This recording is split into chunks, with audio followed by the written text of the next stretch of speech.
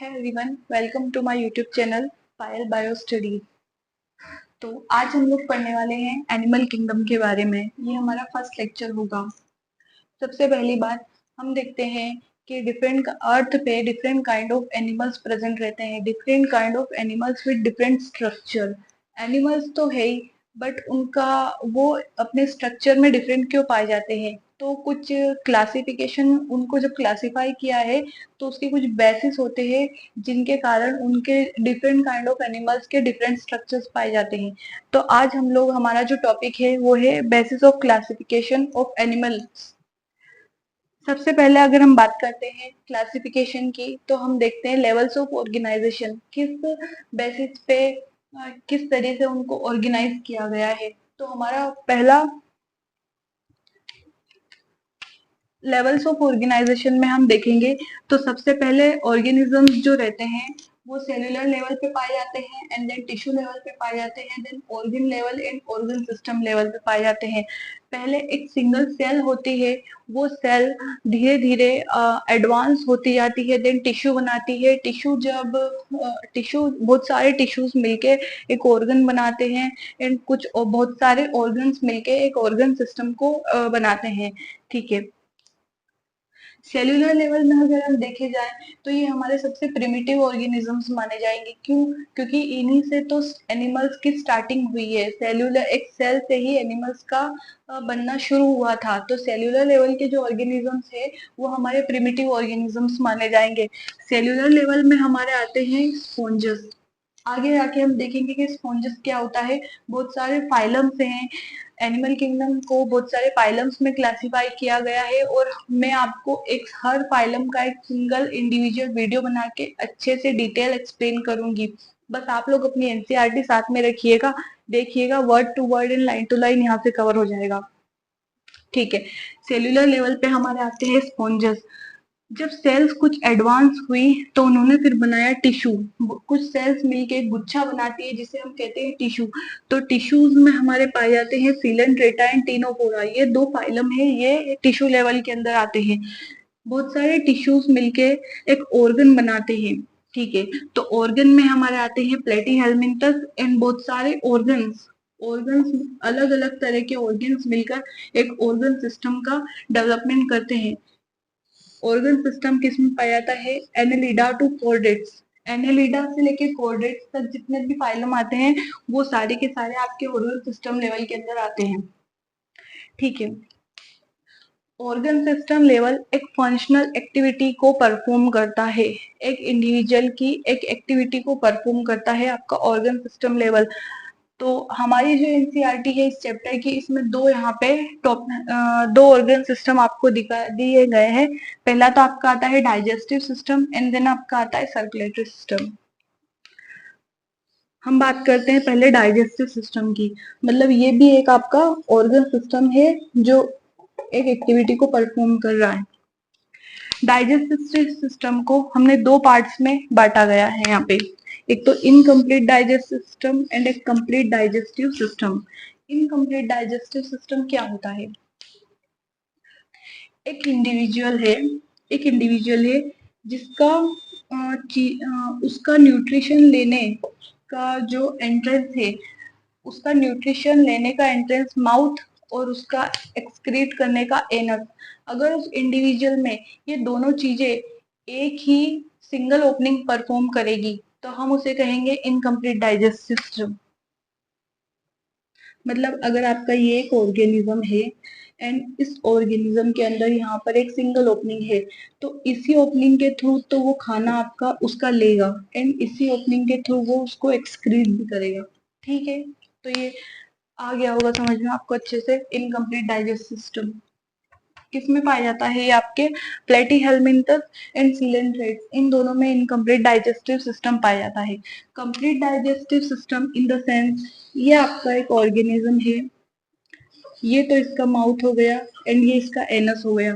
Mouth से तो उसने एक सेकंड माउथ से तो उसने खाने को एब्जॉर्ब किया, अंदर उसने डाइजेस्ट किया, एंड ये उसका हो गया एनस। उससे उसने उसको एक्सक्रीट किया। ये है उसका माउथ एंड ये है उसका एनस।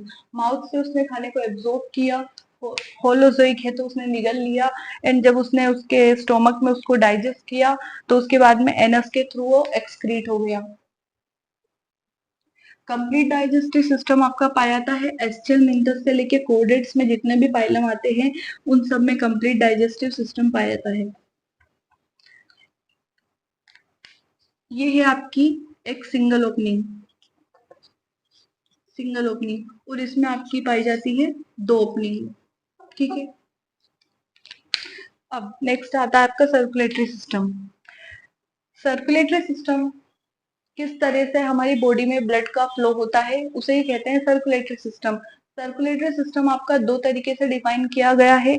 एक तो आता है ओपन सर्कुलेटरी सिस्टम एंड आता है close circulatory system. Open circulatory system क्या होता है?